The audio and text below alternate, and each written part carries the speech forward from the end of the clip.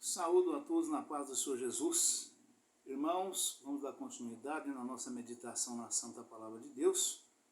Nós estamos meditando hoje no livro de Efésios, capítulo de número 5, Efésios 5.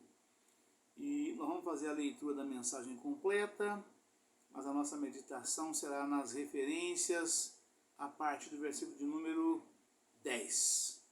Amém, irmãos? Aleluia, Pai. Louvado seja Deus. Glória a Jesus. Aleluia, Pai. Louvado seja Deus. E a mensagem diz o seguinte: sede, pois, imitadores de Deus, como filhos amados, e andai em amor, como também Cristo vos amou e se entregou a si mesmo por nós, em oferta e sacrifício a Deus em cheiro suave. Mas a prostituição e toda impureza ou avareza nem ainda se nomeiem entre vós, como convém a santos. Nem torpezas, nem parvoíces, nem chocarrices, que não convém, mas antes ações de graças. Porque bem sabeis isto, que nenhum fornicador ou impuro, ou avarento, o qual é idólatra, tem herança no reino de Cristo e de Deus. Ninguém vos engane com palavras vãs, porque por essas coisas vem a ira de Deus sobre os filhos da desobediência. Aleluia, Pai, louvado seja Deus, glória a Jesus. Portanto, não sejais seus companheiros, porque noutro tempo erais trevas, mas agora sois luz no Senhor. Andai como filhos da luz, porque o fruto do Espírito está em toda bondade e justiça e verdade, aprovando o que é agradável ao Senhor. E não comuniqueis com as obras infrutuosas das trevas, mas antes condenai-as, porque o que eles fazem em oculto, até dizê-lo, é torpe. Mas todas essas coisas se manifestam sendo condenadas pela luz, porque a luz tudo manifesta. Pelo que diz: desperta, ó tu que dormes, e levanta-te dentre os mortos, e Cristo te esclarecerá. Portanto, vede prudentemente como andais, não como nécios, mas como sábios, remindo o tempo, porquanto os dias são maus. Pelo que não sejais insensatos, mas entendei qual seja a vontade do Senhor. E não vos embriagueis com vinho, em que há contenda, mas enchei-vos do Espírito, falando entre vós com salmos, e hinos e cânticos espirituais, cantando e salmodiando ao Senhor no vosso coração, dando sempre graças por tudo a nosso Deus e Pai, em nome de nosso Senhor Jesus Cristo. Sujeitai-vos uns aos outros no temor de Deus. Aleluia, Pai, louvado seja Deus, glória a Jesus. Os deveres domésticos, vós mulheres, sujeitai-vos a vosso marido como ao Senhor, porque o marido é a cabeça da mulher, como também Cristo é a cabeça da igreja, sendo ele próprio o Salvador do corpo. De sorte que, assim como a igreja está sujeita a Cristo, assim também as mulheres sejam em tudo sujeitas a seu marido. Vós, maridos, amai vossa mulher, como também Cristo amou a igreja e a si mesmo se entregou por ela, para a santificar, purificando-a com a lavagem da água pela palavra, para apresentar a si mesmo igreja gloriosa, sem mácula, nem ruga, nem coisa semelhante, mas santa e irrepreensível. Assim devem os maridos amar a sua própria mulher, como a seu próprio corpo. Quem ama a sua mulher, ama-se a si mesmo. Porque nunca ninguém aborreceu a sua própria carne. Antes a alimenta e sustenta, como também o Senhor a igreja. Porque somos membros do seu corpo, por isso deixará o homem seu pai e sua mãe, e se unirá à sua mulher, e serão dois numa carne. Grande é este mistério. Digo, porém, a respeito de Cristo e da igreja. Assim também vós, cada um em particular, ame a sua própria mulher como a si mesmo. E a mulher reverencie-se ao marido. Amém, irmãos? Aleluia, Pai, louvado seja Deus. Irmãos, ontem nós encerramos nosso vídeo de ontem, né? No capítulo número 10, né? E nós vamos dar sequência hoje exatamente a partir do versículo número 10. Efésios capítulo 5, versículo 10. E nós vamos dar continuidade também a partir do versículo número 10, nas referências, tá certo, irmãos? Aleluia, Pai, louvado seja Deus. Glória a Deus, aleluia, Jesus. Que diz o seguinte, a palavra de Deus, né? No versículo de número 10 a seguir, né?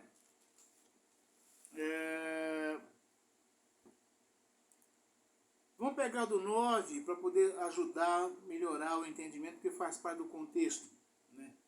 Porque o fruto do Espírito está em toda bondade e justiça e verdade, aprovando o que é agradável ao Senhor. E não comuniqueis com as obras infrutuosas das trevas, mas antes condenai-as, porque o que eles fazem em oculto, até dizê-lo, é torpe. Mas todas essas coisas se manifestam sendo condenadas pela luz, porque a luz tudo manifesta. Pelo que diz, desperta, ó tu que dorme, e levanta-te dentre os mortos, e Cristo te esclarecerá.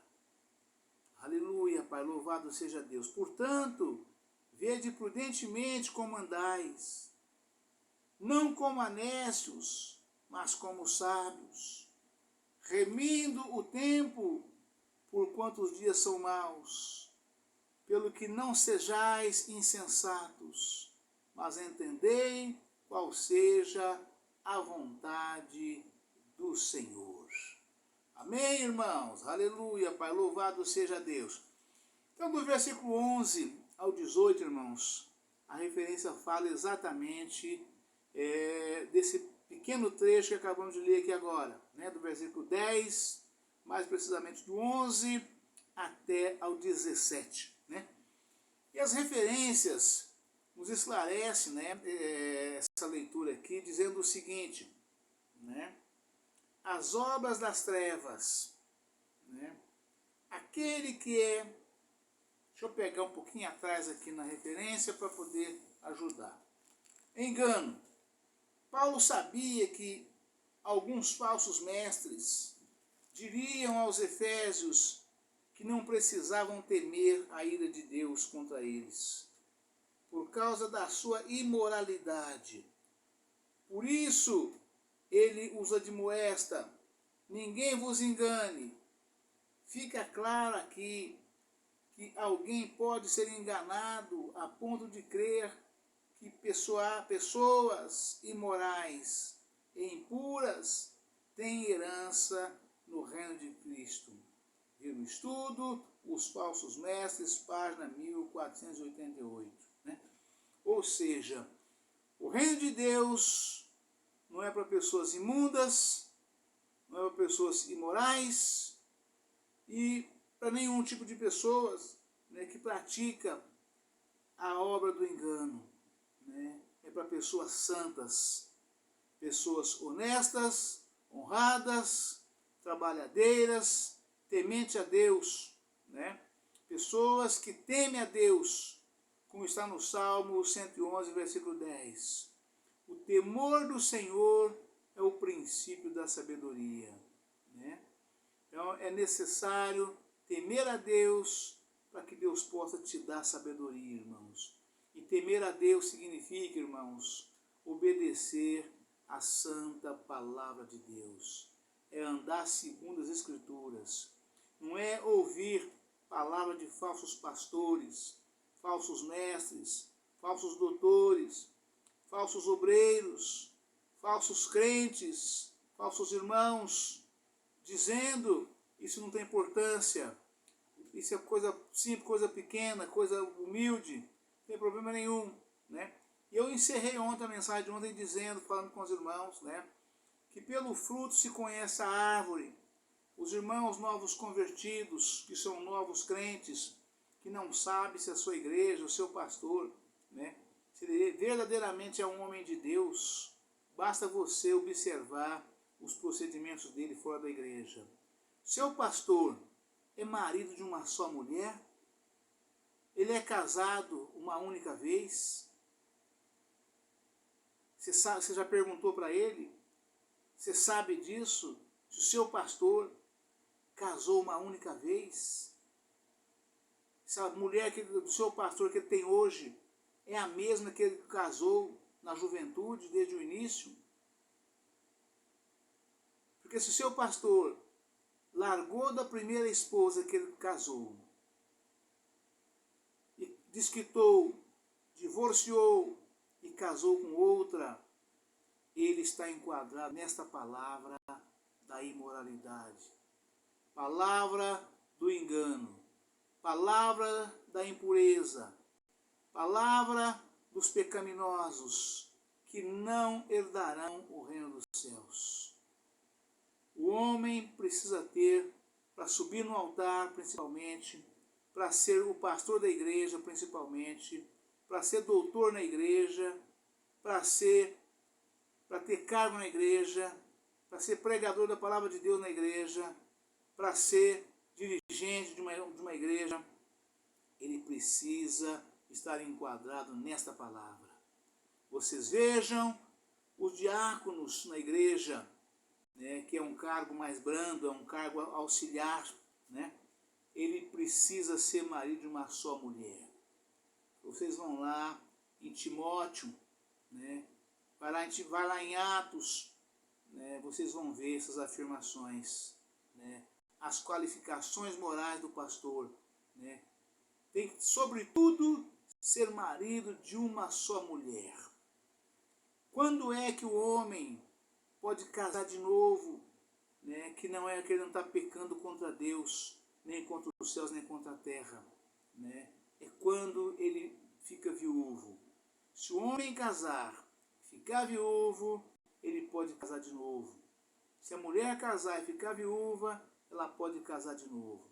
Caso contrário, se divorciar, se desquitar, se separar, se largar, que fique sozinho para continuar fazendo a obra de Deus, para continuar ensinando em cima do santo altar do Senhor. Deus não permite, irmãos. Então, pelos frutos se conhece a árvore. Esse é um dos quesitos que mais enganam as ovelhas da igreja. Que as pessoas não sabem, não perguntam, o pastor não fala e fica no embromation e vai empurrando com a barriga a obra de Deus, né? E aí você está seguindo, é um condutor cego seguindo outro cego, né? É um condutor cego conduzindo outro cego, né? Então, de modo que aqui a palavra é bem clara sobre esse assunto, né? o engano, né? Paulo sabia que alguns falsos mestres diriam aos efésios que não precisavam temer a ira de Deus contra eles, né? Quando é que Deus fica irado com o homem, irmãos? Quando é que Deus fica irado com a mulher, irmãos? Né? Exatamente quando ele joga a santa palavra de Deus para detrás das suas costas. Quando ele dá de ombro, né? Quando ele meneia a cabeça, dá de ombro, faz micagem com a boca e continua agindo da mesma forma, de forma pecaminosa, a não dar ouvido à santa palavra de Deus, para não se santificar de corpo, alma e espírito. Então, quando isso acontece, Deus fica irado com o homem, principalmente se ele é mestre na igreja, se ele está ali ensinando o povo, né? Como é que ele pode ensinar o povo, irmãos? Como é que ele pode ensinar se ele mesmo não dá exemplo? Se ele é o pior? A situação dele é pior do que os que estão ali assistindo, ouvindo ele, que está nessa situação e não sabe por engano. Porque ele sabe, ele tem conhecimento disso e continua em cima do altar pregando a santa palavra de Deus. E Deus abomina isso, Deus não permite, né? Paulo sabia que alguns falsos mestres diriam aos efésios que não precisavam temer a ira de Deus contra eles, por causa da sua imoralidade, né? Por isso, ele os admoesta, ninguém vos engane. Fica claro aqui que alguém pode ser enganado a ponto de crer que pessoas imorais e impuras têm herança no reino de Cristo. Ver o estudo Os Falsos Mestres, página 1488. Quem é chamado de mestre, irmão? São aqueles que ensinam, são aqueles que têm realmente conhecimento, têm entendimento, têm sabedoria para ensinar os outros, né? E como é que ele pode ser se ele anda numa situação exatamente igual àqueles que estão lá na igreja e não sabe que não poderia estar, porque ele sabe, né? E diz mais, as obras das trevas, no versículo 11 fala, né? Então, e não comuniqueis com as obras infrutuosas das trevas. O que é obra das trevas? Né? E não comuniqueis com as obras infrutuosas das trevas, mas antes condenai-as. Não pratique e não permita, não aceite, né? O próprio Senhor Jesus nos instrui numa outra palavra, outra mensagem, né, dizendo, né, quando vires abominações nos lugares santos, fuja dela, povo meu. Né? Isto para Deus é abominação. A impureza, a imoralidade, né, a prostituição, o adultério, tudo isto para Deus é imoralidade, é abominação. Fuja dela, povo meu, porque você está seguindo um condutor cego. Se você segue um condutor cego, ele vai cair no buraco e você vai também cair juntamente com ele. Então você tem que ter esse entendimento e afastar desta igreja, desse pastor, e procurar uma igreja santificada, onde você chega e conheça o seu pastor e saiba se ele é marido de uma só mulher.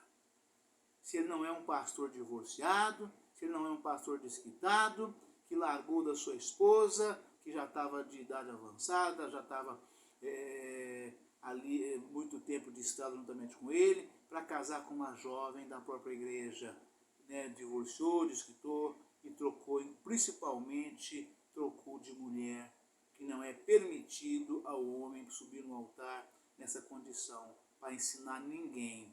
Ele não está ele tem que repreender primeiramente ele mesmo, para depois ensinar aos outros, né? Então, por esse motivo, ele só é permitido se ele for um homem viúvo. Aí ele pode continuar fazendo a obra de Deus, em cima do altar, pregando, ensinando, se ele ficou viúvo. Caso contrário, e ela da mesma forma, também não pode ser diferente. Amém, irmão? Deus abençoe a todos, um forte abraço. Fiquem todos na paz do Senhor Jesus. Amanhã estaremos de volta com um novo vídeo, uma nova mensagem, em nome do Senhor Jesus. Amém, irmãos? Aleluia, Pai. Louvado seja Deus. Glória a Jesus.